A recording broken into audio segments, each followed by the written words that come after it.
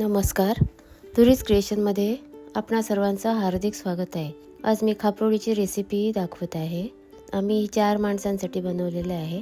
तांदूळ 3 वाट्या, उडीद डाळ 1 वाटी आणि चणा डाळ अर्धी वाटी, मेथी छोटे 2 चमचे आणि पोहे मोठा 1 चमचा।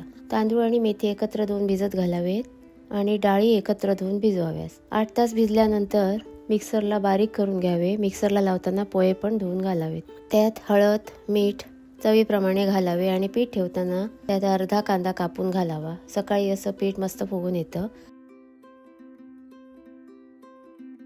पीठ ढवळून घेऊन बिडाच्या तव्याला तेल लावून तवा तापला की नाही हे पाणी टाकून चेक करावं आणि अशी खापरोळी बनवावी।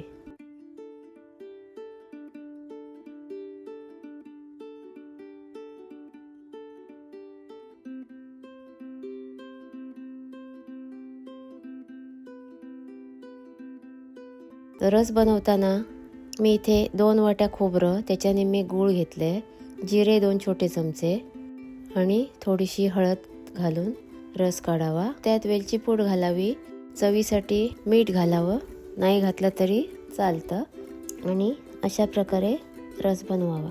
अशा प्रकारे खापरोळी रस तयार आहे। जर तुम्हाला माझी रेसिपी आवडली तर लाईक करा, कमेंट्स करा आणि चॅनेलला सबस्क्राईब करायला विसरू नका। धन्यवाद।